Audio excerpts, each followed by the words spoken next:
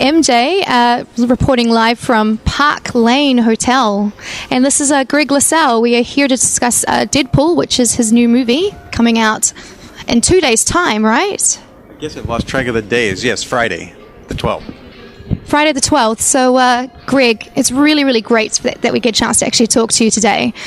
For me, I'm really excited. I had a look at some of the other movies that you've been working on, and you've worked on Harry Potter and the Deathly Hallows, Part 1 and 2. You've worked on Gravity. You've also worked on Guardians of the Galaxy. And now you're working on Deadpool. Can I ask, how has this all come about for you? Obviously, there's a lot of different films and franchises that you've worked with. How has this sort of come up? Well, originally it started with, I started working in motion capture about 15 years ago. The standard motion capture, you put markers on the body. And that progressed into gluing markers on people's faces, little tiny ones. But the quality of that was not what me and some friends had just thought it should be. So a friend of mine who had some money put some money behind developing a system that would actually capture the surface of your skin deforming. So I was lucky enough to work on that, and that became successful and got to use it on all these different movies. And in the last few years, working with Digital Domain, we developed a technology to actually take that high-resolution performance and put it onto a character with all its fidelity, all the wrinkles, all the micro-expressions, transfer right over to the character mathematically. So it looks phenomenal.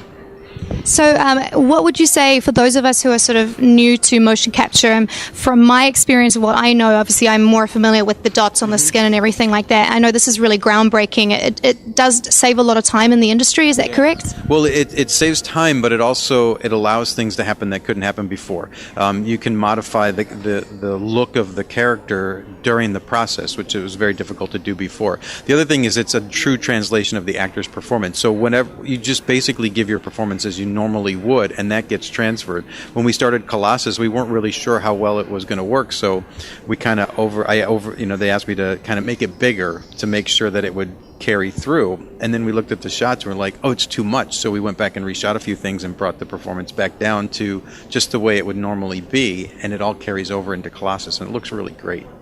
Oh, it's pretty amazing, the fact that I know that from your previous interviews you mentioned that Colossus is going to be in the metallic form for most of the movie. Yep. How do you feel in regards to being able to provide all those facial expressions and really bring the character to life? Like, has that been one of your most favorite moments of doing Deadpool? Yeah, actually, for me, the whole experience is great because I've known Tim Miller for about 15 years, so I love working with him, and this is a role that we got to have a lot of fun with because Colossus isn't necessarily sarcastic. Actually, he's quite a straight man to Ryan's sarcasm. But I love that kind of humor, and Tim Miller's like that too. So that just made it a lot more fun to work on because we just were making each other crack up the whole time we were filming. So what part of Greg do you bring to the character of Colossus? Obviously, he's Russian and needs a Russian accent. Did you have to sort of, bring a little bit of sort of the Russian frame of mind to acting, for Colossus? Hopefully, you don't see any of me in it because the whole goal is to be Colossus. So what I did was because I like the idea that his human nature comes through. Like I said, he spends a lot of the movie pleading and with Deadpool to try to convince him to do something that Deadpool really doesn't want to do. But I researched Colossus, like where he comes from, what his family is like, and those kinds of things, so that he could build a background for the character so that you understand why he behaves the way he does. To me, that's the fun part. It's like using your imagination and the information that's given to you to figure out this is the way I think he would be in these situations, whether he's fighting with somebody or whether he's actually being super sincere or whether he doesn't understand a lot of things sometimes, So in some ways, he's sort of the conscience, would you say, of Deadpool? He's almost like the good fairy on his shoulder. Deadpool over here on Deadpool's own shoulder because he can talk himself into a lot of bad things. Yeah. And then you have Colossus over here trying to talk him into these good things. But it's not like he's trying to talk him into it. He's just trying to convince him that, listen, don't seek revenge with your superpowers. Do this. Do something good, So it's a lot of fun to do that. So I've seen from your previous work as well. You've sort of you've had a really interesting background. You've gone from music to the motion capture industry. Congratulations on your Academy Award, by the way. That's amazing. And now, obviously, you have been doing acting for quite a few years. But is acting something that sort of naturally evolved, like it's sort of fallen into your lap, or has always been sort of a focus of yours to eventually kind of go into? It's been this thing that was suppressed inside me, and I think the music was sort of a manifestation of that. I did the music, but the music I could always stay in the background because I never really had the guts to get out in front of the camera or other people. Even playing music, I was kind of always stay in the background. Or one of the things I did was a musical theater where I was the musical director or the conductor or the keyboard player. So it's like people didn't have to look at me, but I could still be involved. And finally, some people convinced me, listen, you've got to get over that fear because you can do these things. So that's what I've been doing the last few years, is just getting over the fear of being in front of the camera instead of hiding behind it all the time. Well, we look forward to seeing you, definitely more of you anyway, in front of the camera. From your previous franchise, obviously you work with so many great franchises. Do you have one that you haven't worked with yet that you would absolutely love to, like you're a huge fan? Well, yes, actually, and I'm hoping that it happens. I'm hoping that Universal brings some of the great classic horror characters to life. All right. One of my favorites is Frankenstein. And a lot of that has to do with using this technology to bring him to life would be, I think, fantastic because he doesn't talk a lot, so a lot of things have to come out in his facial expression. I think that would be fantastic to see. Oh, very cool. So some of these movies that we just mentioned have been a while ago. So is there anything that you can share with me, maybe in a little anecdote from behind the scenes that you were allowed to let me know that maybe you haven't had a chance to talk about before because maybe the movie was coming out and you couldn't really disclose it, but now, you know, it's been a while and you can? Oh, you mean things that might have happened while we were filming? Yeah, little wow. like stories from behind the scenes. From I don't have that many exciting stories from behind the scenes.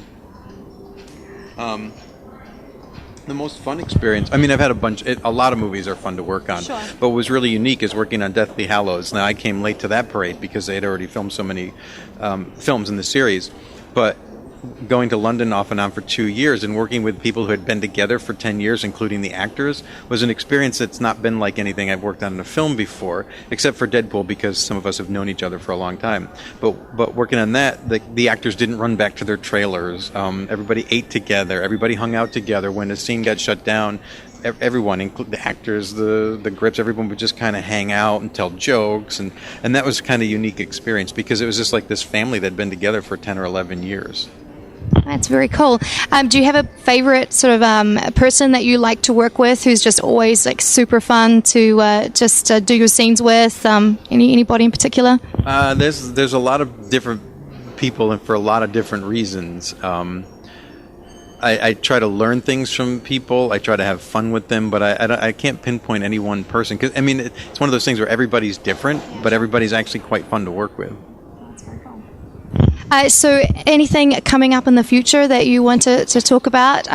Yeah, sure. I 2 weeks ago, I just finished filming 2 small parts for a movie with Blake Lively, Ryan's wife. Oh, wow. So it was kind of fun last night because they were both there together, and it was fun to see their faces and say, hey, we use the same technology. So in one of the characters I play in the movie with her, which is All I See Is You, is the name of it, she gives birth to a baby, and instead of hand animating the baby, they thought it would be really cool to have this same technology we used on Colossus actually bring the baby's face to life. So as soon as that baby's born, then I acted out opening his eyes for the first time, taking his first breath, crying, gasping for air, those kinds of things. And that was quite challenging because, you know, anything where it's strictly all facial expression and these things where you're breathing heavy, and for instance, the baby can't see when he opens his eyes, but it still opens his eyes. So it's like, okay, how do you open your eyes and look around but don't focus on anything? And those are these little interesting challenges that I find fun.